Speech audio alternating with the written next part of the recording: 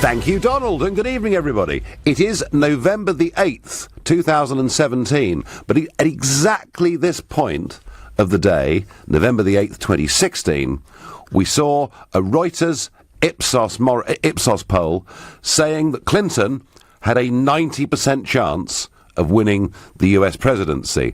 That was followed up by Matthew Dowd, expert pollster in America, who said Clinton has a 95% chance to win and will win by 5 million votes. But top of the pops was the Huffington Post, who at exactly this time last year said it was 98.1% certainty that Clinton would win with the Donald on 1.6%. And I sat there and I had my money on Trump, and I had said for months I thought he was going to win. And guess what? He won, and under their electoral college system, he won with quite a big, comfortable majority. All goes to show absolutely anything can happen in politics. Now, last night, I was saying to you that I thought the Prime Minister would be gone by Christmas. Very few of you agreed with me, but it does look like this government is in very real trouble. They've lost Sir Michael Fallon, Defence Secretary, a party veteran, a man who'd been a minister, one of the last links actually back to the Thatcher years in the Conservative Party, and the Priti Patel saga, which we have talked about over the last couple of evenings, has now reached a head. And joining me is LBC's political editor, Theo Usherwood. Theo, what's the story? Well, we are expecting Priti Patel to resign within the next few moments. That's the state of play at the moment. It has been an extraordinary day in British politics. To start with, at the beginning of the day, the briefings went out. I received one of these briefings that she was going to be sacked. She was summoned back from Kenya. She was actually on her way to Uganda. She was on the 6:30 in the morning flight, having the Prime Minister having been made aware of another 2 meetings. And this was a direct order to come back, was it? It was a direct order to come back from the Prime Minister to come back and meet with her in Downing Street to be fired or to simply depart the cabinet on a resignation. Then, as she was flying, Priti Patel flying somewhere over the Mediterranean, a story broke on the Jewish Chronicle website, written by the respected journalist Stephen Pollard, that said that when it came to that second meeting, which hadn't been previously disclosed, that actually Number 10 was aware of that meeting. The Prime Minister was aware of that meeting. That was on September the 18th with a minister from the Israeli Foreign Office. Moreover, the Prime Minister was aware when she met Benjamin Netanyahu, the Israeli Prime Minister, in Downing Street last Friday, that Priti Patel had had a separate meeting with Mr. Netanyahu when she was in Israel back in August. That is in direct contradiction to what the Prime Minister's spokesman told the Westminster lobby. And actually, I asked the question, when she sat down with Mr. Netanyahu last Friday, was she aware of that particular meeting? And the answer came back, no. Yeah. So we were in a situation for about an hour. We're just hearing that Priti Patel has just left Downing Street, so I think we're going to get a statement very shortly. We will get a statement very quickly. So all the way through this, I mean, let's just go back to the beginning for perhaps listeners that haven't been following this as closely as we have. So she goes to Israel on holiday. Yes. 13th to 25th of August. With her family. Yes. But clearly she's a workaholic. Yes. So she decides to pack in a lot of meetings with important Israeli figures, up to and including Benjamin Netanyahu, the Prime Minister. And, I think Israel actually as a country needs all the support and help it can get. There's nothing wrong with her doing that. It's the fact she hasn't told her seniors that she's doing it. Is that really the absolute? Yes, absolutely. There are 2 or 3 aspects to this which came out in a drip effect, rather than it all coming out at once, Nigel. So the first thing was she didn't inform the Foreign Office before she went. She only informed Boris Johnson on the penultimate day of the actual trip. The second thing is that when she was over there, she promised or indicated that Britain would be willing to pay money to support the work of the Israeli Defence Force in their hospitals in the Golan Heights, which is where Israeli forces are occupying. Yeah. Now, Britain does not recognise the Israeli occupation of the Golan Heights. It would be a significant departure from British foreign policy for international aid to be diverted to the Israeli Defence Force. So that was seen as a complete contravention of British policy, which nobody within the Foreign Office seemed to be made aware. So that was the situation on Monday. Yep. It then transpired late last night, and this was what prompted the Prime Minister to summon her back to London, that two further meetings had taken place, one with Public Security Minister in Parliament on September the 7th, and there's actually a photograph of Priti Patel with this particular minister on the terrace, where you know as well as all of us that MPs like to drink and socialise. And then there's a further breakfast meeting on September the 18th in New York. The Jewish Chronicle story, of course, turned this story on its head, because it claimed that actually the Prime Minister in Downing Street knew about the second meeting at least, and knew that Priti Patel had met with Benjamin Netanyahu, despite, of course, and I should put this in and stress this point, Number 10 categorically denying that and give it exactly the other side of the story. So, I mean, what is your guess? She's left Downing Street. What is your guess, Theo? Is she going to be allowed to resign, or is there possibly some compromise? Because the government, they lost the Defence Secretary just a few days ago. You know, Priti Patel, who was a very able politician and a very passionate politician, what if she's just summarily sacked and humiliated, having been forced to fly back from Nairobi this morning? Couldn't she be quite dangerous outside the cabinet? She could be dangerous, and I would add to that there are a number of MPs, especially from the 2010 intake, who are actually now starting to come forward in support, some privately, some publicly, in support of Priti Patel. And they're not just coming forward in support of Priti Patel. They have links to Conservative Friends of Israel. They have strong links to Israel. And they're worried about how her sacking, if it is indeed a humiliation, or even if she resigns, could be perceived with one of our strongest allies, that is Israel, and how that would go down. A number of backbench MPs very worried, and there will be, I think, inevitably, Nigel, there will be a backlash to this if she goes. If she goes. No, I'm sure that's right.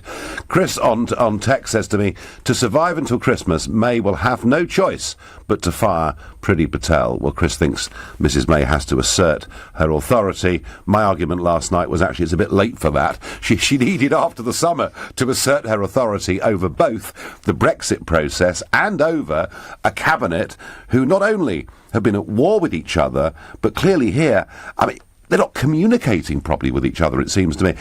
While we wait for the news, let's take a caller. Jackie from Poole in Dorset is a first-time caller of this show. Jackie, good evening. What should Mrs May do, Jackie? Sack her straight away. Right. Now, why do you feel that so strongly? Well, because even if you're the most lowest level of civil servant in the Foreign Office or in the Home Office or anything, you sign a document of secrecy, and that's not talking or about any subject. You have to keep it to yourself, and this is in direct, I think, opposition to this. I think it's awful. Yeah, and I think what backs up, Jackie, your point, and what Theo was saying a moment ago about the possibility of discussing even giving money to the occupied territories, going against government policy. I know, I mean, clearly she's done wrong here, Jackie, but do you think by sacking her, do you think Theresa May will be able to get back any of the credibility that she's lost? Yes, but I've got something else for Theresa May. Oh. A wonderful hit. Now, you're going to win this election, and you're going to get through Brexit, because I know. But if you go and join her, the whole of Britain will be behind you. And Theresa May, if you go and join her with the negotiations, I think everybody will... Well, Jackie, if she would even deign to talk to me, I'd be more than happy to use whatever experience I've got. Not just experience of Brussels, but unlike almost all the rest of them, I did spend 20 years in international business. I bought and sold things and moved stuff around the world. But I'm afraid they don't want to talk to me.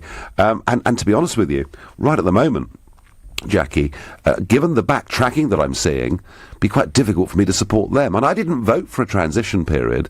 I didn't vote for us to go on paying these big sums of money.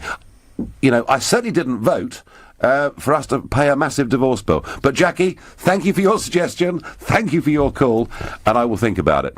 Michael in Orpington says the Priti Patel issue should not be mutated into an appraisal of whether Theresa May is strong or weak. Well, Michael, you may say it shouldn't be, but I have a feeling that is what the commentators are going to be looking for. How does May look at the end of this? This was supposed to be a strong and stable government. It is like watching a never-ending comedy show, except it's not funny, it's embarrassing. No, it's worse than that, because if you want to talk about uncertainty, investment or whatever it is, Theo, breaking news. Breaking news, Priti Patel has resigned. We are just awaiting the official statement confirming that resignation, Nigel, as we expected within the last hour. And in fact, I've just got the exchange of letters. Priti Patel, I can read you her letter. Let me just load it on my screen now. It has been a tremendous privilege to serve in your cabinet since you became Prime Minister in 2016. And she goes on to say, I have seen the very best of Britain and know it will flourish on the world stage as we leave the European Union. We should be very proud that across the world, the Union flag and our aid parcels and on the projects we support is seen as a symbol of huge hope. I'm just scanning it to see whether there's an admission of her mistakes. Yes, here we go. In recent days, there have been a number of reports about my actions, and I am sorry that these have served as a distraction from the work of the Department for International Development and of the government as a whole. As you know from our discussions, I accept that in meeting with organisations and politicians during a private holiday in Israel, my actions fell below the high standards that are expected of a Secretary of State. While my actions were meant with the best of intentions, my actions also fell below the standards of transparency and openness that I have promoted and advocated. I offer a fulsome apology to you and to the government for what has happened and offer my resignation. So there we have it. Yeah. Sad, actually. In many ways, sad. She's a good woman. She's a very passionate politician. She's also, of course, one of the leading Brexiteers. And this is an interesting point, isn't it? Because when Michael Fallon went, he was a Remainer. And he was replaced by a Remainer, and this kind of balance that May has got with her own party, both in the Commons and out in the country, one wonders who's going to replace her. But Theo, can I just ask you, do you think the fact that she's given her the easy way out, the fact that May has allowed her to resign, do you think that of itself is an act of weakness? Well, it could be seen as an act of weakness. It could also be seen as a way of just trying to take the sting out of the situation, because of course Priti Patel now returns to the backbenches, and Theresa May learnt to her cost of a fulsome, wholesale, humiliating sacking when she got rid of George Osborne when she became Prime Minister back in July 2016. And look what happened there. Exactly. He's been fighting back against her every single day since. And of course she's a lot weaker now than she was back then. So I think the resignation is probably the softest way out. I mean, I was speaking to some Tory MPs earlier, and there was even some suggestion that Priti Patel could be just made to make a grovelling apology rather than resign and keep her in the cabinet. In terms of replacements, look out for Penny Mordaunt, Brexiteer, and of course a former Defence Minister, a Minister of State at the Department for Work and Pensions at the moment, and she could she'd be seen as an obvious candidate to take over. Well, I agree on the Brexiteer point. Yeah, I know, that's very, very important. Yeah. Very important. You're listening to the Nigel Farage Show, exclusively on LBC. We've just learned that Priti Patel has resigned. More reaction to come. The time is now 7:17. This is LBC. Why on earth would WeBuyAnyCar.com want to tell the nation that they might get more money for their cars by selling privately? Are they stark raving mad?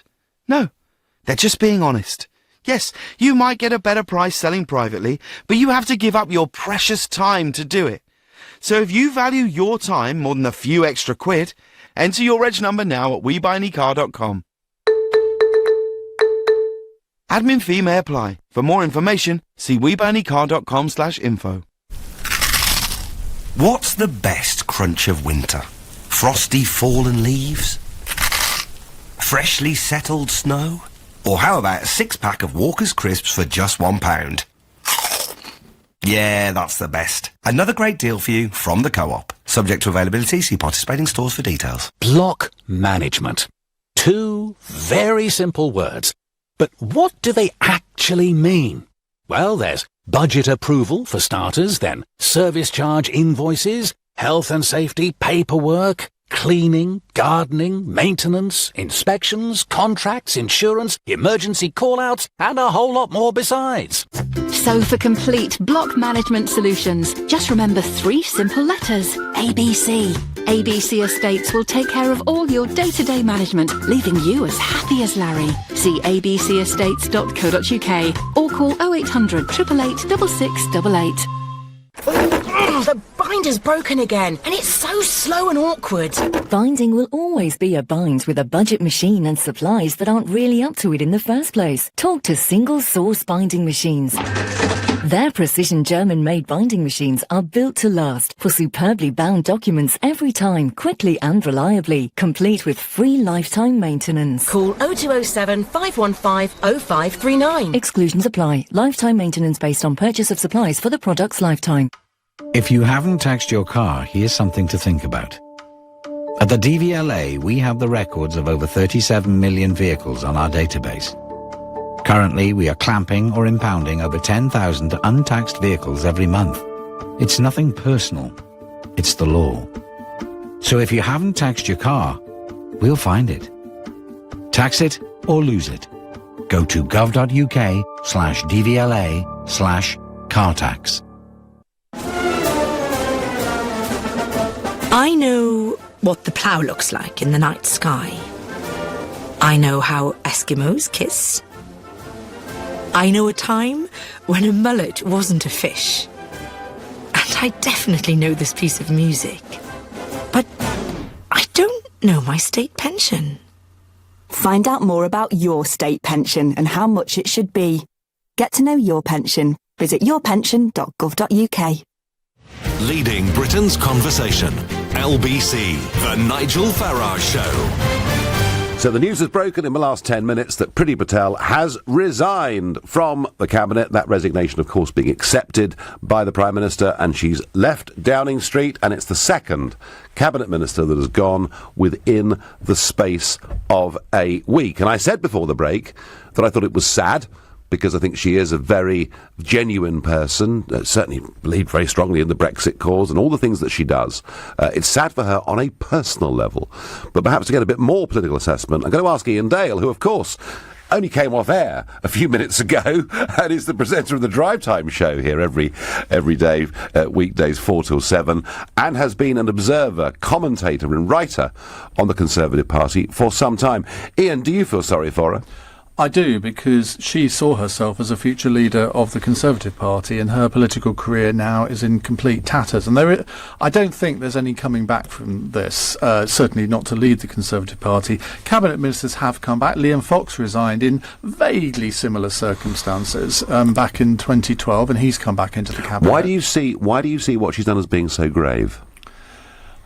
Well, because it's a clear breach of the ministerial code, and she's a cabinet minister. She's presumably read the ministerial code. It's pretty elementary to know that if you're in a foreign country and you speak to foreign politicians, you have to have an advisor with you, or at least you have to tell the ambassador or the foreign secretary or the prime minister. It's not rocket science to understand that. So I felt that she was in deep trouble yesterday. She had the advantage yesterday that Boris Johnson was also in quite deep trouble as well, but for some reason for her it's got worse overnight, and he's gone off to Washington, and sort of, I think his position has been weakened as well, but possibly not to the extent that hers has been. And she's expendable. He's not. He's the Foreign Secretary. Her position is one of the more junior positions in the Cabinet. She hasn't got a natural constituency of followers who will really sort of go and bat for her in the same way that Boris Johnson would have. So I think the one thing I do find, though, on this, I think it's extraordinary that she's been allowed to resign. If the Prime Minister wanted to look really strong, she should have just sacked her and issued a 4-line letter. This was exactly the point that Theo Ashford and I were discussing before the break. I agree with you. I think it does look, if you've got to try and get back control of something that is careering all over the place. Yeah, well, yeah, absolutely. Strong and stable as well. And it's just not happening. What do you think the implications are for the government as a whole? I think a lot depends on what happens next week when the Cabinet Office adjudicates on Damien Green. If he is forced to resign next week, that will be 3 cabinet ministers in 3 weeks. Now, there is no way that however loyal people are to the Conservative Party, they can spin that as anything other than completely disastrous. But Theresa May's strong point is that there is no one out there that everyone tips to succeed her. Boris Johnson, I don't think, if there were a leadership election now, would get into the final 2. So who else is there? Amber Rudd, arch Remainer, very small majority, the only one, and people would say, I would say this, wouldn't I, because of my friendship with him, David Davis is about the only one you could make a case for being a natural successor at the moment. And I don't think he's particularly keen on that. So I don't see Theresa May's position being much weaker than it was a week ago, but I can see that circumstances where it might be. The only way she's going to go is if 48 Tory MPs write letters to Graham Brady saying that we want a vote of no confidence. This is the 1922 committee, and that's the procedure that has to be gone through. But do turkeys vote for Christmas? You wouldn't have thought so. The Tory party is known as a stupid party, but even though they're not that stupid. No, but they don't have to have an election, do they? They could change a leader without having an election. Not this time. They've done that before with Theresa May. There was no formal election then. I think there would have to be one. If they went down that route, they would probably have to concertina the timetable from 3 months to maybe 1 month. But I mean, think of the optics of this. We're in the Brexit negotiations, and you change the Prime Minister. Now, that happened in 1990 when we were in the middle of a war in the Gulf. Yeah. But you just think, well, that can't happen, surely. But anything can happen in politics at the moment. Well, I was saying at 7 o'clock that, this time last year, Huffington Post were assessing Hillary's chances of winning at 98.1%. So anything can happen in politics. Theo, Ian there very strongly thinking that actually allowing her to resign does look weak. Yes, I'd quite agree with everything Ian said. I'd just add to... Well, that makes a change. But I would add to what Ian said on a leadership contest within the Conservative Party. There does have to be that contest after Theresa May. There's a feeling within the Conservative Party, within the membership, that they didn't kick the tyres with Theresa May. She was simply allowed to steamroll over Andrea Leadsom's campaign. It wasn't a great start to Andrea Leadsom's campaign, and find her way into number 10 Downing Street. And then, of course, Tory members didn't really ever have a chance of seeing what she was like on the campaign trail. It would have been a leadership campaign trail, but they didn't have... No, that didn't happen, did it? So then you bounce around to the general election, and she was so poor on that campaign trail. So I think there has to be an election, and of course if there is a leadership election, you are going to have different visions for Brexit. You're probably going to have somebody from the right of the party, Eurosceptic wing of the party, who would certainly countenance leaving and reverting to WTO rules, perhaps versus somebody who would actually take a much softer approach. And then, of course, if you do that and you have somebody taking over with a new mandate, you're then opening the door to a general election against Jeremy Corbyn. And that's the big fear. That's the turkeys voting for Christmas point about the 22 committee. He would win. I mean, let there be no doubt about that. Yes, if there is an election within the next 12 months, I can't see a way for the Conservatives to win that election. No, and they now have built, of course, the Labour Party with their friends at Momentum, a formidable campaigning team. I was at the Web Summit today in Lisbon, where... You get around, don't you? Oh, I do. Where the biggest political operatives from the USA were there, and from both sides. People who'd worked for Obama, the guy that was in charge of Hillary's campaign, the guy that was in charge of Trump's campaign. And we were talking about UK politics, and both the left and the right of American politics were agreed on one thing, that when it comes to the use of social media and applying that to the ground campaign, the Labour Party are streets and streets ahead of the Tory Party, and that would be right now a very big advantage they'd have. You're listening to the Nigel Farage Show. Priti Patel has resigned as International Development Secretary. I'm here with Theo Ashwood and Ian Dale discussing the implications of that, but hey, this is LBC, and the point about LBC is we get the public involved, and Simon, who lives in Edgware, who's a first-time caller. Simon, you're on air. What do you think about this resignation? Evening, Nigel. Well, first time caller to you, but not to the station. Okay. I don't agree necessarily with what Kieran Atherton, certainly with Ian Dale. I think it's a very, very disgraceful set of events. Nobody, and let's be honest, nobody goes to a country, especially a close ally like Israel, and has a series of meetings without telling anybody. You've got to be naive if you actually believe that. And Stephen Pollard a respected journalist from the Jewish Chronicle, which is a respected paper, which has been around for over 150 years, made it quite clear that at least one, and possibly more than one meeting, Theresa May was aware of that. And it's really smacks of a very deceitful British government. I suspect there are other elements within the Foreign Office that knew about this. And one thing I want to pick up on, if Ian Dale is still listening... He is, he's here. He spoke about the Golan Hospital, Ian. You mentioned about the money going to the Israeli military, but you didn't qualify what it really was. That money that was suggested was for a hospital, a medical hospital that the Israeli Defense Forces, the Medical Corps, have been running for years on the Syrian border and have been treating Syrian refugees who are fleeing the Assad regime, who have to then return to Syria, or those who live in Syria have gone to the border for help and have had to go back under secrecy. And you think we should be providing foreign aid to do that when Israel is quite rich enough to cover that itself? I'm not suggesting we should be providing foreign aid. The Israeli government... Well, that's what Priti Patel was suggesting. Well, I think the argument, gentlemen, here is that she was there discussing this when it's not actually government policy, and that perhaps in terms of breaching what she should have been doing rather than just having meetings was a serious error. Simon, if everyone really knew, and if Stephen Pollard, who I agree is a very good respected journalist, but even the best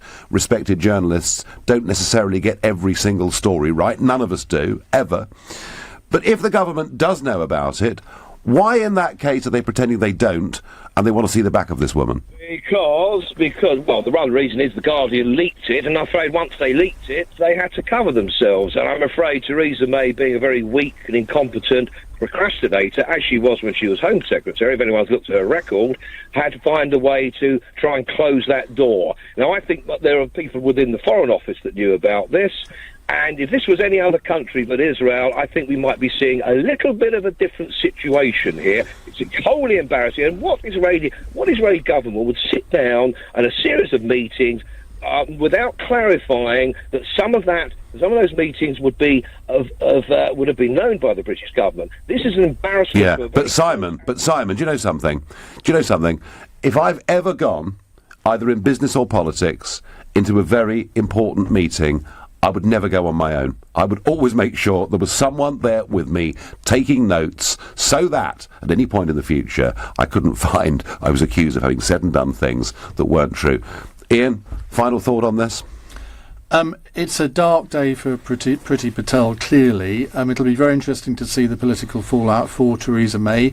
She didn't do what I think she should have done and sacked Priti Patel. She's allowed her to go with a bit of dignity. Now, that may be the right decision on her part.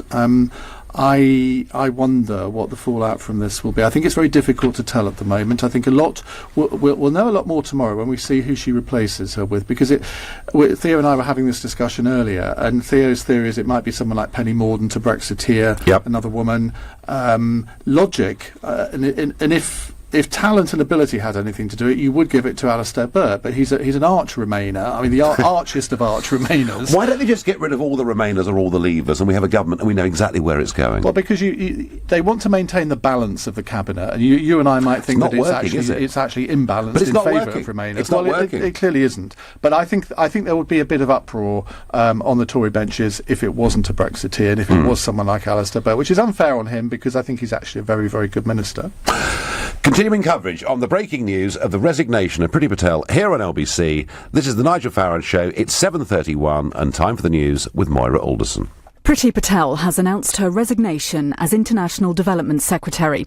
She had been summoned home from a trip to Africa amid speculation the Prime Minister was going to fire her over undisclosed meetings with Israeli politicians. A man who was killed after a commercial-grade firework was set off inside his home has been described as a fun-loving, funny man by his daughter. Police have started a murder investigation following the death of Anthony Nichols in Birmingham. SSE and npower have agreed to merge their household energy supply businesses. The deal will reduce the so-called Big Six gas and electricity firms in Britain to a Big Five, but the plan could still be referred to the competition watchdog. LBC weather, rain spreading across the UK from the northwest tonight. Mostly cold and clear further north with patchy showers and an overnight low of 3 degrees.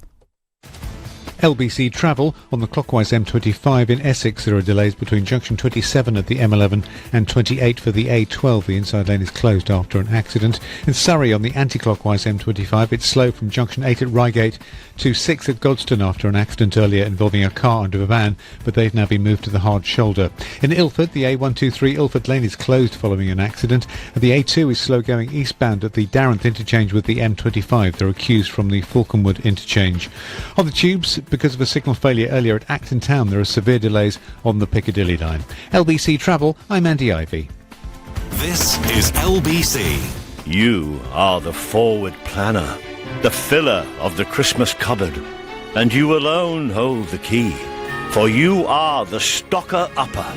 So why not start now with Lidl's Favorina biscuit selections from only £2.79. Every little thing for Christmas. Subject to availability. Excludes NI. You're not perfect. You're a couch potato sometimes. You're a gym bunny most of the time. You're chia seeds and quinoa one day. You're partial to a pasty the next. You are a temple. You're a fun park. You're a yin. You're a yang. You are who you are. You are one of a kind. And at HealthSpan, we celebrate your individuality. However you look after yourself, HealthSpan have the vitamins and supplements to help you be you. Visit healthspan.co.uk today. HealthSpan. Go on you. I know how to avoid a soggy bottom. I know the name of cinema's most famous white shark. I know all the things you can do with a Maris Piper. And I definitely know the TV show that made this music famous. But I don't know my state pension. Find out more about your state pension and how much it should be. Get to know your pension. Visit yourpension.gov.uk. I'm sorry for always using your toothbrush when I couldn't find mine, for replacing your deodorant with shaving foam, and for joining in your first dance. I haven't been a perfect little brother, but this Christmas, I'm sending you a vinyl of hits from 83. So now you can say something good came out of the year I was born. At the post office, it's never just post. Find out more at postoffice.co.uk. Christmas ready for takeoff. At Argos, you can get 3 for 2 on selected Christmas decorations with over 450 lines to choose from. Plus, get a free £10 voucher when you spend £100 or more. Go Argos. Selected lines, conditions apply. Offers end 14th of November. Voucher offer excludes gift card purchases. Can you think of a reason why you shouldn't apply for an Ocean credit card? There's a credit limit of up to £1,500. They send you texts so you keep control of your spending, and you can see if you'll be accepted before you apply at checkocean.co.uk. Plus, checking won't affect your credit rating. But before you go and check, there's just one reason why you shouldn't. Because you've already got an Ocean credit card, right? Otherwise, get checking. Go to checkocean.co.uk. Intelligent Lending Limited is a credit broker. Capital One is the exclusive lender. This Christmas you could give the same old thing. Or you could give the gift that's out of this world. 100. At Flight Experience London, take off, fly and land a Boeing 737-800. An officially licensed Boeing product. It's the ultimate flight simulator used for real pilot training. Taking Christmas to the max. Book online now from £109 at london.flightexperience.com and give the gift of flight at Flight Experience London. The Nigel Farage Show. Text 84850. Priti Patel has quit her cabinet role as the International Development Secretary. She acknowledged in her resignation letter that her actions fell below the standards of transparency and openness. Well, as I said earlier, I feel sorry for her on a personal level, but on a professional level, it's pretty clear to me she didn't just act way outside the ministerial code. She actually got herself involved in a series of meetings that could have involved potentially a change of government policy, and didn't even take a witness with her to those meetings. And I have to say that really is very, very naive. So ultimately, I think she had to go. Personally, I think that May should have sacked her if she wants to try and get some strength back in her leadership, though to be frank, I think it's all too late. I said this last night, and I mean it. I think she's lost all credibility. She doesn't look like a leader in the country. She doesn't look like the boss of a cabinet. And in Brussels, well, frankly, we've become a laughingstock, and that's the only way I can possibly put it. The Damien Green problem is still hanging around, and I understand the argument. They can't change leaders because it would force the general election. and it would let Mr Corbyn in. That's the Conservative argument. I tell you what, if she stays as Prime Minister, Mr Corbyn will certainly win. Theo Usherwood, still with me, LBC's political editor. Theo, what's the latest? The latest, I think, is that Theresa May tonight is trying to hold it all together, to hold her government together. We have now had 2 cabinet resignations within the space of 1 week. Damien Green, of course, that review, that inquiry into his behaviour around women is due next week. And could it be 3 in 3 weeks? We've now had more resignations from the cabinet than we've had from Premier League managers this season. We have every confidence in the manager. It's rather like Tory MPs saying we think Theresa May's the best leader. You talk there about Theresa May, Nigel, and I think it is fair to say at this particular juncture that the bubble, I guess the aura around the Prime Minister that every Prime Minister has, where you are able to create some semblance, some appearance that you have control over the levers of power, that has now gone. Yeah.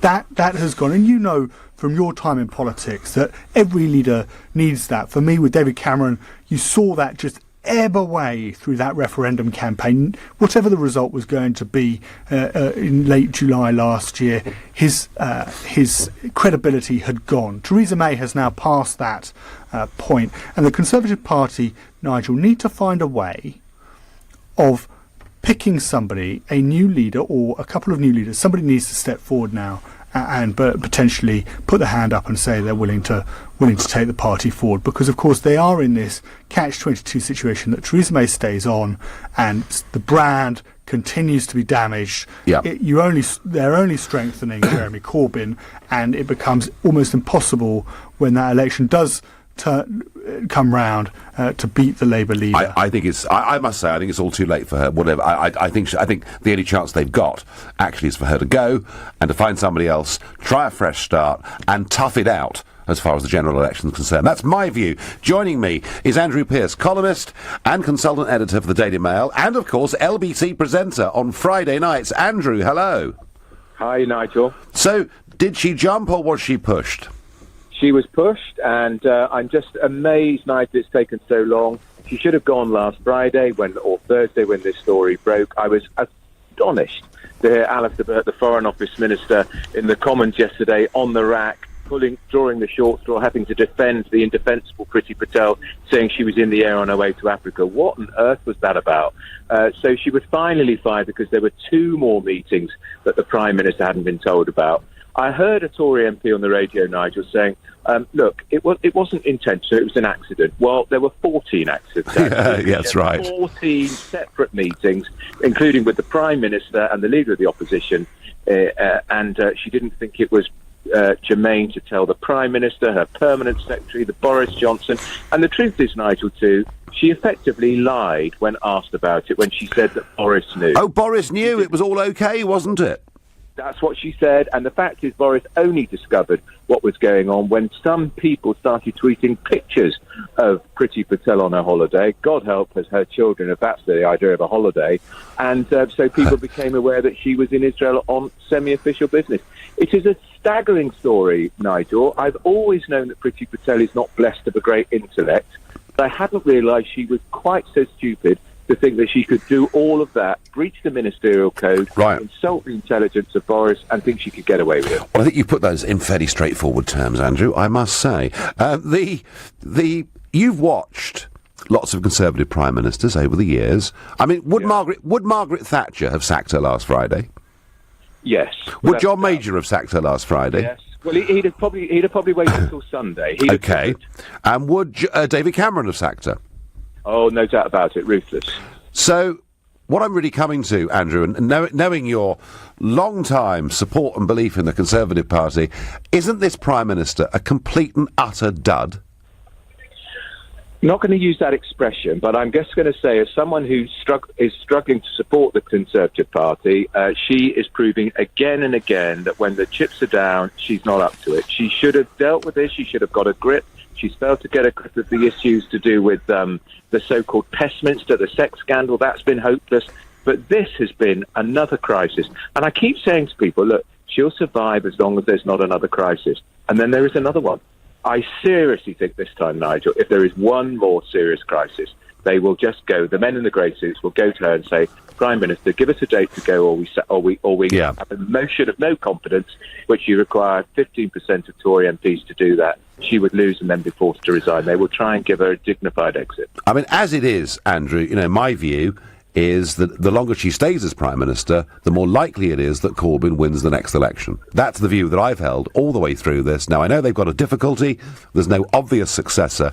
But surely, unless the Conservative Party comes out with a leader that is firmly on the side of Brexit, given that Labour have basically given up on the single market and everything else, isn't this the opportunity to get a genuine Brexiteer running the country and send a big, strong message to Brussels?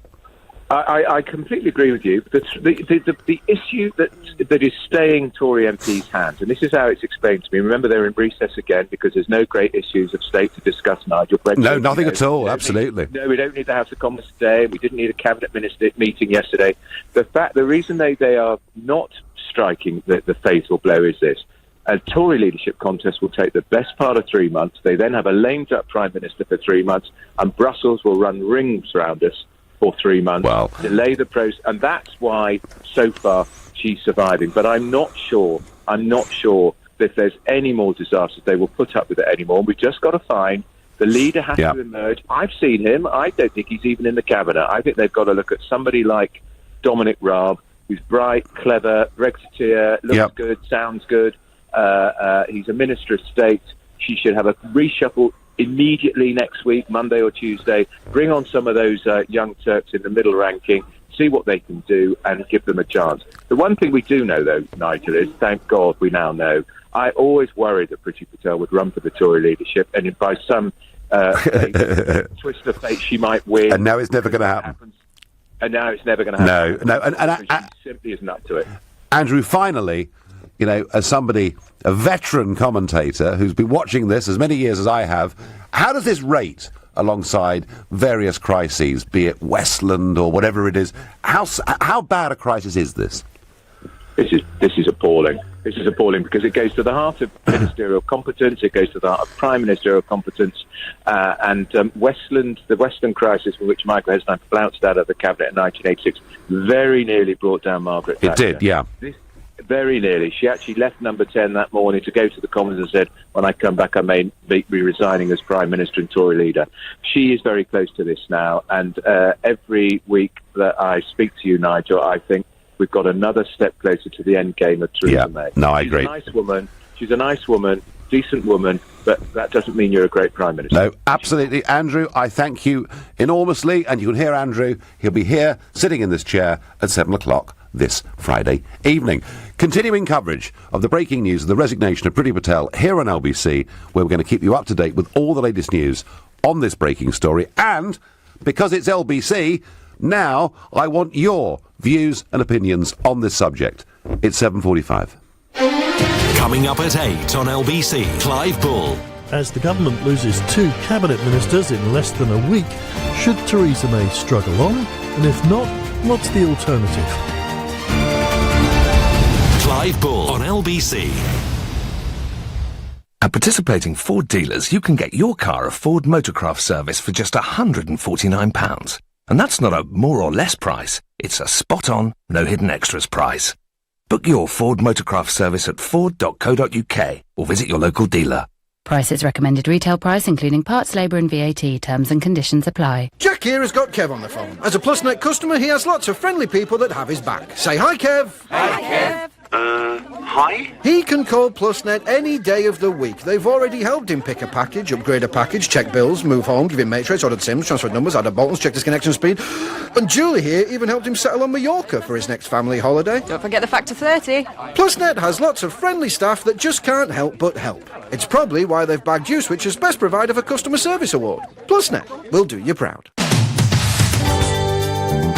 I know who designed Princess Di's wedding dress. I know who phoned home. I know how to do a silly walk. And I know which part of the room you should never put baby in.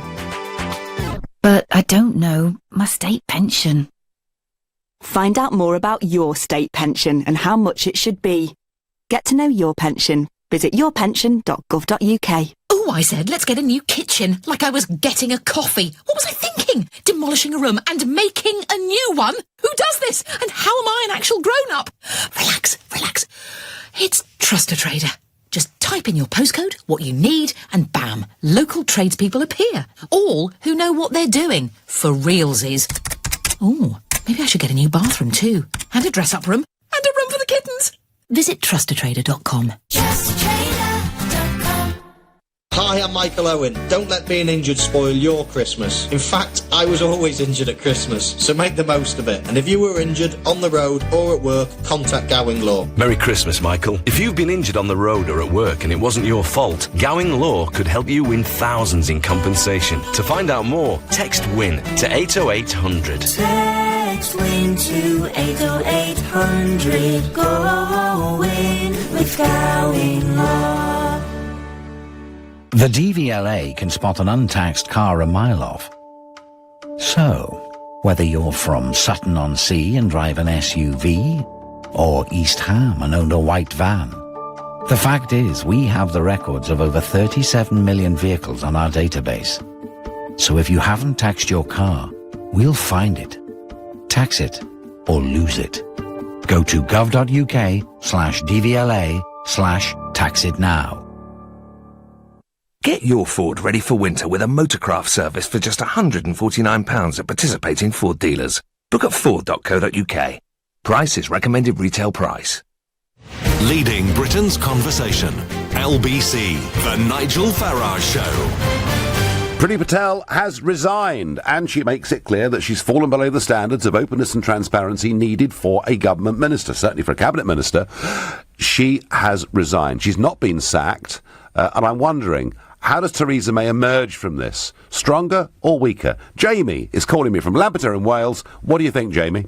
Hello, Nigel. Yeah, I think Theresa May could momentarily appear to be weaker, but I'm hoping that she can appoint somebody, to fill the post, and it will make her look stronger. So hopefully Theresa May can turn it around. And the other point I'd like to make is, Priti Patel would have all her advisors and assistants, and it's strange that they, didn't help her and point out that she had gone down the wrong path. Well, maybe, Jamie, it's because she was on holiday, she was there with her family, and didn't have any staff with her. But it is very, very ill-advised to go into any meeting in life where money or things like that are being talked about, and not at least have someone with you taking notes and being a witness. So there was a certain, I think, naivety, Jamie, about it. So you think that Michael Fallon goes, he gets replaced, that's fine. Priti Patel goes, she gets replaced, that's fine. You think everything's fine, Jamie?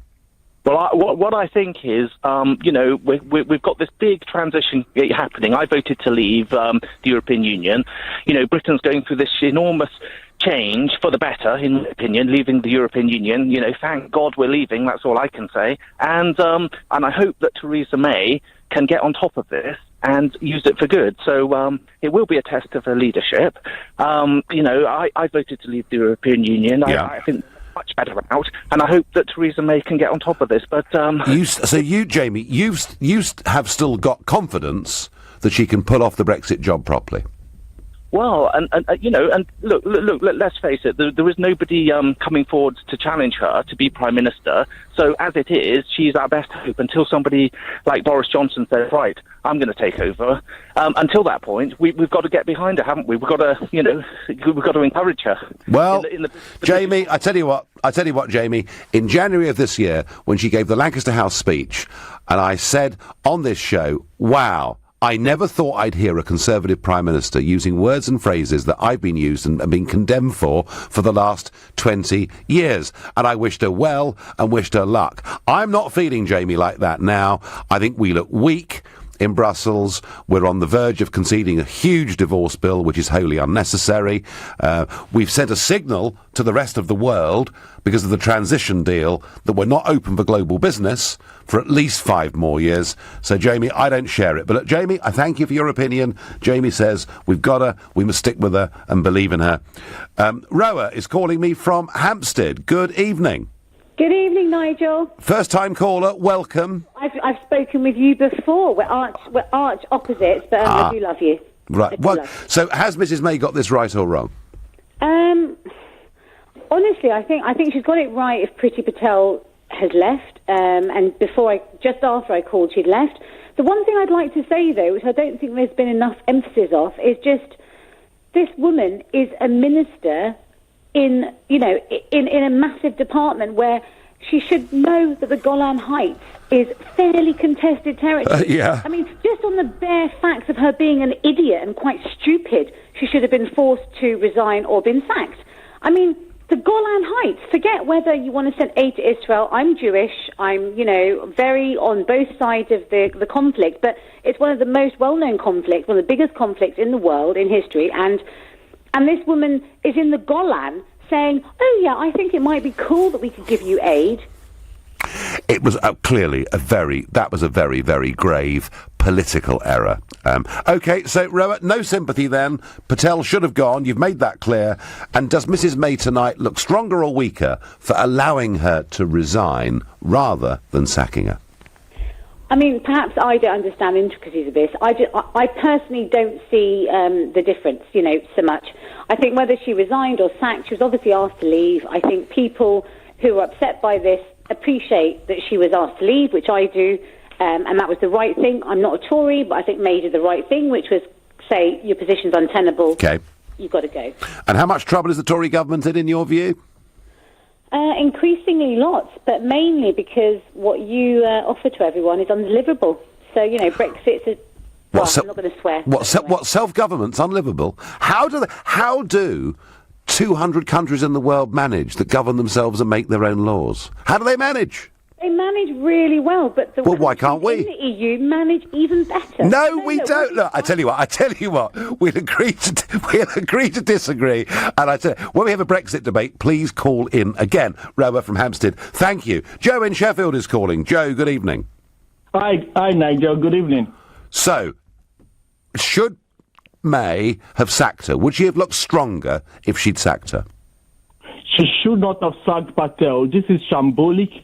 This is stupid. At a time we are negotiating Brexit, where all energy should be focused on that, sacking Priti Patel is not the right or the sensible thing to do. It's like prosecuting a war and squabbling back at home about school meals. Right. I think she should not have gone. And I don't think she looks stronger for it. She looks weaker, that she's being tossed here and there by the frenzied craze in the media right now. So, well, there are frenzied crazes on this and on Pestminster and on all sorts of things at the moment, Joe. But, Joe, Priti Patel was a strong voice for Brexit in the referendum and still believes in it very, very strongly today. But, Joe, if you have a minister that breaks the ministerial code, starts to get involved in policy debates on areas that are outside of government policy and doesn't report back to the commanding officer, there is a problem there, isn't there? There might be a problem. It's a mistake. I expect Theresa May to come to the Commons and say, Patel has made a mistake. She's apologized for it. We'll move on. She won't do that again. That's how leaders do. You are not besetted or tossed here and there by James Landell or the BBC or some crazy plots by some acrimonious who want to topple a weak government, topple Eurosceptic Corbyn, install a Blairite and ultimately stop Brexit. Yeah, well, Joe, that's the last thing I want as well, as you well know. Joe, I thank you for your call, and Joe is upset about what's happened today, and he won't be on his own, because there are a lot of people out there who are Brexiteers that want this to happen, and they see every different twist and turn in this story as delaying Brexit and perhaps even making it weaker. Gary is calling me from Ilford. Gary, good evening. Yeah, I take a different view about Priti Patel in the sense that she's been an MP for some time. She's also been a minister in two different departments. And for her not to know about the ministerial codes, I don't buy it. I feel Downing Street or the Foreign Office knew something about it. I feel she's much more of a sacrificial lamb. Gary, you're the second caller tonight that said that. And I'm going to ask you the same question I asked the previous one. Why would they do this? How is it in their interests to turf her out? I would have believed it for some small country in another part of the world. But here, the most sensitive country in the world in terms of politics, in terms of so much huge issues at stake, and for her to blatantly visit and be engaged in meetings you know, she's too smart to not to know that about ministerial code. I believe you that it. You know, I think she's been let down. You know, I mean, Boris said he didn't know anything, and she said she did. Who would you rather believe, Boris or Priti? Well, and that's the problem with Priti Patel's story, I'm afraid, Gary, isn't it? It's changed several times over the course of the last few days. Gary, I thank you very much indeed. Priti Patel is the scapegoat in this whole sorry story. May is the root cause through her lack of management and leadership and should go, says Ollie. Well, whichever way you look at this, Priti Patel was there in Israel meeting lots of people, including the Prime Minister Netanyahu. I want us to reach out and be as supportive within reason of Israel as we possibly can be. They're surrounded by neighbours that don't like them very much. But if you go and do something like this, you have to have the wit to take someone with you to observe things, to take notes, and you certainly have to let your commanding officer know that you've met another head of state. So I'm afraid she did have to go. Does May look weaker because she didn't sack her and allowed her to resign? It doesn't matter. It's all too late, in my opinion. This Prime Minister, I'm sorry, she's a disaster, and that's not good for the Conservative Party. I couldn't care less about that. It's not very good for the country, and it's bad for the Brexit negotiations. I'm going to be in Strasbourg next week. They'll be laughing at us even more than before. You've been listening to the Nigel Farage Show on LBC, where we had the breaking news tonight of Priti Patel's resignation. I'm back tomorrow evening from 7. Coming up at 10 tonight, it's Ian Collins. But up next, with more coverage on that breaking news,